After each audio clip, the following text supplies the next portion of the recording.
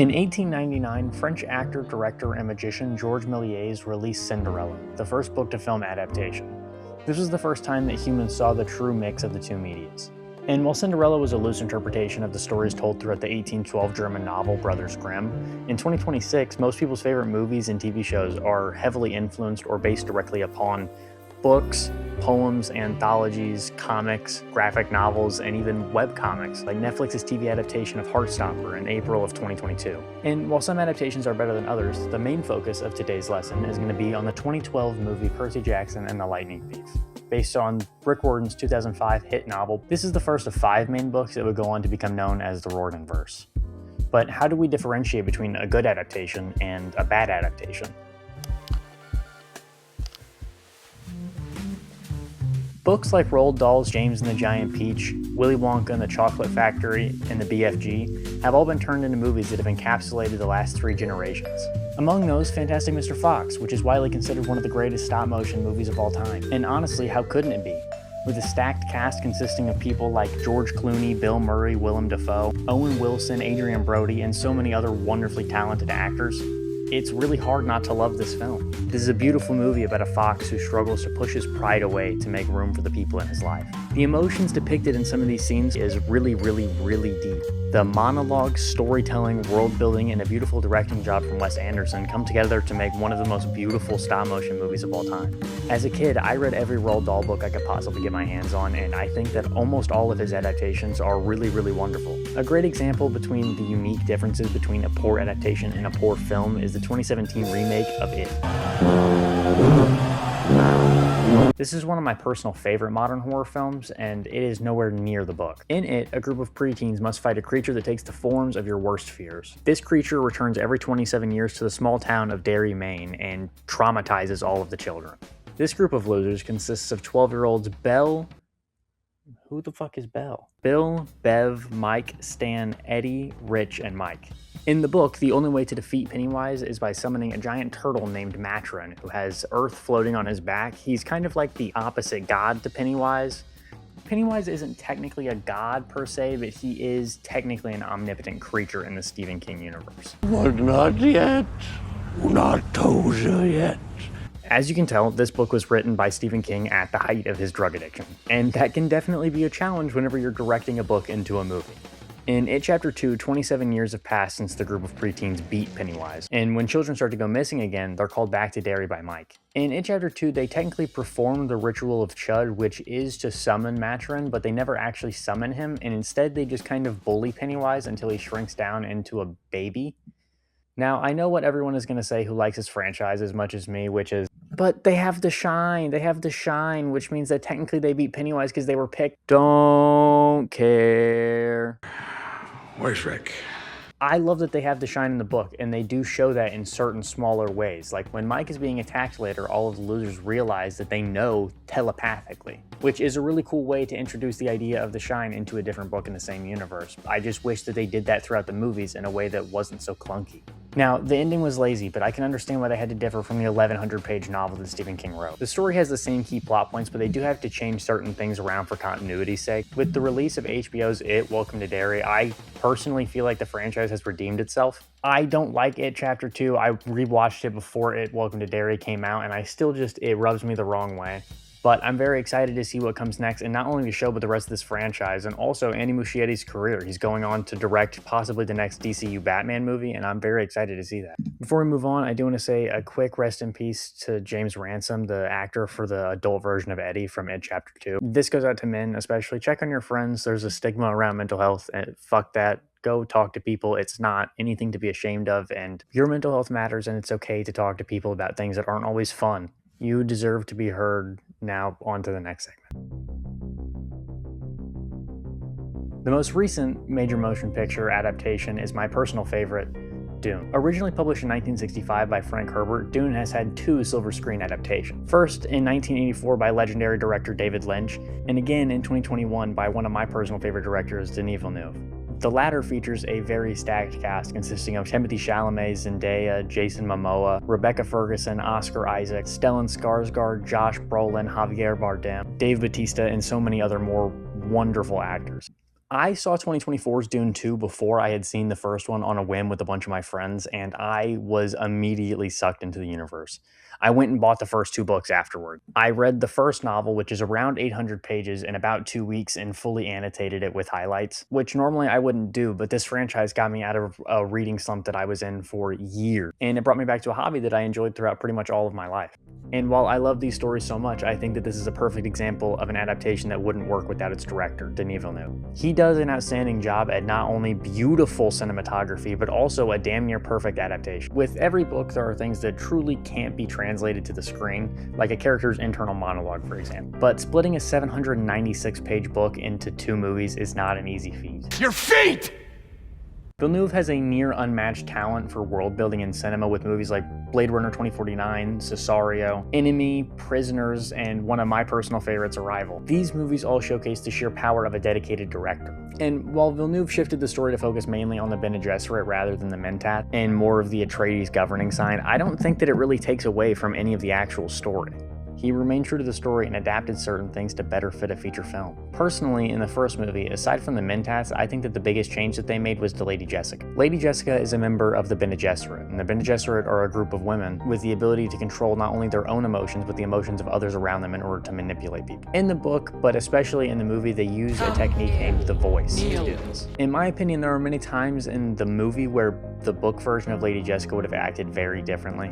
Namely, near the end of the movie, whenever Paul and Jessica find themselves stranded in the desert in Arrakis after killing the Harkonnen guards that were sent to kidnap them. They hide in a tent inside of the dunes, and Paul has a spice-related episode. He sees a holy war spread in his name with his family's crest spread upon banners. When he snaps out of this, he blames Jessica and the Bene Gesserit for creating this prophecy for him to fulfill. At this point, Lady Jessica begins to weep, along with many other times throughout the movie. And that's very human, and I think that that takes away from the true purpose of Jessica's mission. This is simply one of those things that you can't adapt to a movie in the same way. You can't hear her thoughts, you can't listen to her internal monologues, it's hard to know what her true emotions or stakes in this movie ever really are. Despite the minor changes to the story, I think that Dune and Dune 2 have changed the way that we will look at science fiction movies for another century. In the end, Dune is a story about ecology, religion, and a warning sign of the reliance on artificial intelligence and religious figures. Personally, I couldn't be happier with the way that Denis Villeneuve captured the essence of Frank Herbert's work, and I can't wait to see his take on my personal favorite of the series, Dune Messiah. As you'll see in my next video, Jurassic Park is a prime example of what happens whenever a novel is directly adapted into a screenplay by its author. Michael Crichton was hired by Universal Studios to adapt his 1990 novel into a screenplay for the 1993 film, directed by Steven Spielberg. Now, despite esteemed writer David Koepp's involvement in the final screenplay of the movie, Michael Crichton was very heavily involved in the pre-production and writing process. In my opinion, this is exactly why Jurassic Park was such a smash hit. When the passion for a story formed over 8 strenuous years of research, rewrites, and editing is appreciated to the degree that Steven Spielberg shows, it's obvious why a movie like this was so successful. If more movie studios promoted the use of the original author from the source material in adaptations, I think that we would see a giant leap in the quality of movie adaptations all across the board. Now quickly, whenever talking about book to movie adaptations, I can't skip over J.K. Rowling's critically acclaimed series Harry Potter. Harry Potter and the Philosopher's Stone was published on June 26th of 1997, and it had reached #1 in the New York Times best-selling fiction books by 1999, where it would remain for the next year. On November 16th of 2001, Warner Bros. Put out the first Harry Potter movie that would be released over the next 10 years. People were immediately drawn into the world of wizards and witches, and the movies offered a way for people to get into the world without having to read 7 full-page novels. This was the first mainstream example of how a series could be adapted just as well as a singular novel. Harry Potter was and still is many people's favorite movie franchise. Fuck J.K. Rowling, by the way, and the new show looks like shit. This is a pen. This is a pen. When adapting a book into a movie, there are many struggles that the writers, actors, directors, and fans go through. The Disney film Percy Jackson and the Lightning Thief was released in 2010, 5 years after the beloved novel written by Rick Riordan. And the difference between the two is definitely noticeable, to say the least. The book focuses on the whimsy of Greek mythology and the wonder that it would be if a kid in the modern times was forced to live in a world full of true Greek stories. Unfortunately, the film focused more on a one-film secular plot and didn't really try to do any world building or expansion. This is also why there isn't a lot of character development. In my opinion, the main difference between the two are the main villains, the relationships between the gods, and the main 3 trio. This trio consists of Grover Underwood, the satyr, Annabeth Chase, the daughter of Athena, and Percy Jackson, the son of Poseidon. As a huge fan of Percy Jackson, I loved this movie as a kid, but as I grew up, I started to realize what a lot of people have been saying for a very long time, which is that the movie is a really bad adaptation. And while many books can be successfully adapted to the screen, Percy Jackson was used by Disney as a marketing ploy to test out new CGI. This caused them to skip many of the important scenes that made you build relationships with the characters throughout the book. The movie focuses mostly on the king of the gods, Zeus, and the son of Hermes, Luke Castellan, being the main villain, as opposed to the book, where the main villains are really presented as Ares, Luke, and the father of all gods, Kronos. In the opening scene of the 2010 movie, the Greek gods Poseidon and Zeus meet on top of the Empire State Building. The two begin to argue. Zeus's master bolt had been stolen, and he believes that Poseidon's only son, Percy Jackson, is the one who had stolen it. He demands that Poseidon's son returns the bolt to him, or there would be war by the summer solstice. And while Zeus remains the looming threat over Grover, Percy, and Annabeth throughout the movie, the true threats that the trio faces are on their quest to retrieve Sally Jackson, Percy's mom, who was abducted by Hades. They face many monsters in this film, including the Minotaur, Medusa, a Hydra, and Hellhounds. As the story progresses, the trio find themselves in the underworld, where they discover that the shield that was gifted to them by Luke Castellan at Camp Half-Blood is actually the hiding place of Zeus's Master Bolt. At this point, the story kind of takes a shift from the main gods being the villains to Luke being the true antagonist of the story. On the other hand, in the book, whenever Percy goes to retrieve his mother, he has a sword fight with Ares, the god of war. And while in the underworld, Grover is nearly killed by the shoes that were gifted to him by Luke, a friend of his. Once they get out of the underworld, the book focuses mainly on Percy fighting Ares, and that seems to be the climax of the story. This battle in particular shows the struggle that 12-year-old Percy Jackson goes through. He is a 12-year-old who is forced to be a soldier in the world that he must survive. Later in the book, once the tension is settled and the kids return to camp, Luke Castellan pulls Percy aside to talk to him. Luke reveals to Percy that it was all a plan in order to pit the gods against one another. He feels that because Hermes and all of the other gods have wronged their children in such great ways, it is their turn to take power and do it better than they could. Before Luke leaves, he even tries to poison Percy with an ancient scorpion. This shows how cruel Luke is willing to be in order to accomplish his goal. Instead, at the end of the movie, Luke meets Percy, Sally, and Annabeth all atop of the Empire State Building. He flies to the top wearing a matching pair of shoes to the ones that he gave Percy.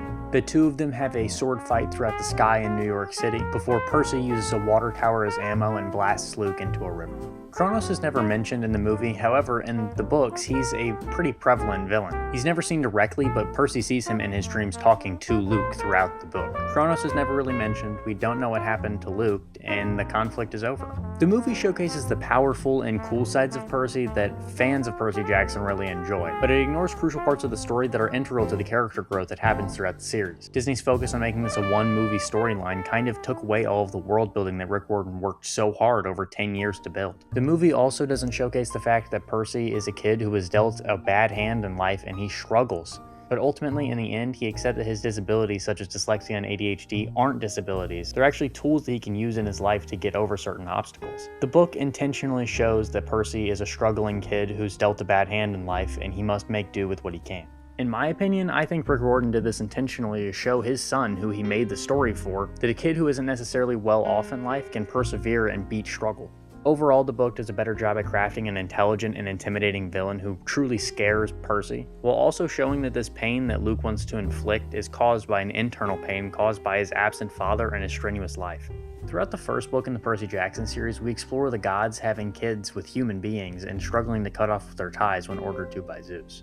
Due to the immense power of a demigod, especially one born of the big three, Zeus, Poseidon, and Hades, Zeus orders all gods that they're not allowed to have kids or have contact with their kids that they do have. Tensions are high in Olympus, and they live in constant stress of war between one another. The relationship between Poseidon and Zeus is personally my favorite example of this, because Zeus is willing to immediately call for war whenever he thinks that Poseidon could have possibly done something. And whenever he calls out Poseidon's son, he immediately gets defensive of Percy. Poseidon wants to have a relationship with his son, but he isn't allowed to because of Zeus. Throughout Percy's life, Poseidon tries to subtly give him hints and navigate him through his life. And while the movie does highlight the tension between the gods and scenes like that, the book does a better job of the world building by establishing the struggle of relationships by the demigods talking to one another. And this doesn't just include the main cast of Annabeth, Luke, Grover, and Percy. This also includes other characters like Tyson, Clarice, Selena, Charlie, and a bunch of other ones. Whether it be Zeus, Poseidon, Hades, Aphrodite, or even Hephaestus, the Percy Jackson world has a unique way of showing off really unique characters throughout even minor gods. The movie, on the other hand, strictly showcases them as deadbeat parents, which they are, and in no way should they not be viewed as that, but their relationships are a lot more complex in the book. We see this throughout mostly Percy and Annabeth talking to each other about their deadbeat gods, or Grover making a one-off comment, but we don't really get to see the interactions between what they went through before the events of the movie. Luke often makes jokes about Hermes being a deadbeat dad, and we see this throughout Percy and Annabeth as well. I would say that this is the main point that the movie focuses on for the gods, is their unique deadbeatness. While we do see Percy struggle growing up without a father, we mostly see his struggle growing up as a demigod without a godly parent. Aside from one scene at the motel after their encounter with Medusa, the movie focuses less on the gods as trying parents and more on the effects of the absentee fathers. In my opinion, when it comes to making a more grounded and realistic relationship between the gods, the book does a much better job at this. Now, the last difference that I want to highlight is the difference between the main trio in the movie versus in the book. In the book, Percy, Grover, and Annabeth are young kids who have to learn how to navigate life. Technically, Grover isn't a kid, he's like 30, but he's a satyr, so he ages differently. As I mentioned before, Percy Jackson is a young kid who lives in New York and struggles with ADHD and dyslexia. Throughout the story, Percy goes from a scared 12-year-old who has no way to defend himself to someone who's willing to go toe-to-toe with Ares to defend the people that he loves. This is combated in the movie a little bit, as Percy Jackson's actor Logan Lerman was 17 at the time, Annabeth was 23, and Grover was 25, so they couldn't really play 12-year-olds. This age difference may not seem like a big difference, but in real life, the difference between a 12-year-old and a 17-year-old is miles ahead in life experience. This is a drastic difference from the 6th grader that you read about in the book. We see a much more mature and intelligent version of Percy in the movie, one who can think critically and figure his way out of most situations. But part of what makes it so easy to relate to Percy in The Lightning Thief is that he's just a kid going through something that he doesn't know how to navigate. This newfound world to Percy is supposed to mimic the newfound world of adulthood for people who are growing up reading these books. When Percy first arrives at the haven known as Camp Half-Blood, he spends multiple days there. Hey, it's Editing Cam here. I just found out that there was a deleted scene from The Lightning Thief. They took away the "you drool when you sleep." At least he's alive. Look, let's focus on our bigger problems. If he's really the Lightning Thief, then... You don't look tough enough to kill a Minotaur. Hello? You drool when you sleep. It was in there, it was supposed to be in there, and they deleted it. Chris Columbus, if I fucking find you training and learning about his family before he leaves. He goes and meets someone named the Oracle who tells him of a great prophecy. After he's told this prophecy, he receives a quest from Chiron, the camp director. He's sent on this quest, and that's where the true story begins. However, in the movie, Percy and his group of teenage friends decide on basically the first night of camp that they're going to sneak out and go on the quest by themselves. This goes to show the difference between the narrative of a 12-year-old who is forced to go on a quest by the gods whenever he is unprepared and has no real-world experience, versus picking a teenager who decides to go on a quest whenever he's not given one. When the group arrives at the Lotus Hotel, Grover gets lost, and whenever Percy and Annabeth eventually find him, he's seen painting his toenails talking about getting married to a bunch of women. In the book, Grover is a naturalist, he is basically a purist, and he's also supposed to look like he's 12 years old. Disney turned him into an early 2000s stereotype for a laugh, and I think that's very disingenuous to his character. Percy Jackson and the Lightning Thief is nowhere near a perfect adaptation, and there are a lot of differences between the book and the movie, but it is an enjoyable movie. Now, whether it be the stronger villain, the more fleshed out storylines, or a more realistic character and real character growth for the main trio, the book surpasses the movie by every margin. Even though some books are adapted very well, Percy Jackson and the Lightning Thief is a good example of what happens whenever a corporation chooses greed over real art. Now, what can we take away from this? The main thing that I hope to point out is that just because some adaptations are done poorly does not mean that all adaptations are bad. When film companies come in and crank out movies and series based on books, they often overlook that a story must be adapted, not just copied and retold. Every single book that I've mentioned here has internal monologue that cannot be told throughout a movie. Rather, the emotions and thoughts have to be portrayed through the script and cinematography and the actors. To any fellow aspiring filmmaker or author out there, remember that there is no correct medium for your story. You must simply learn to adapt.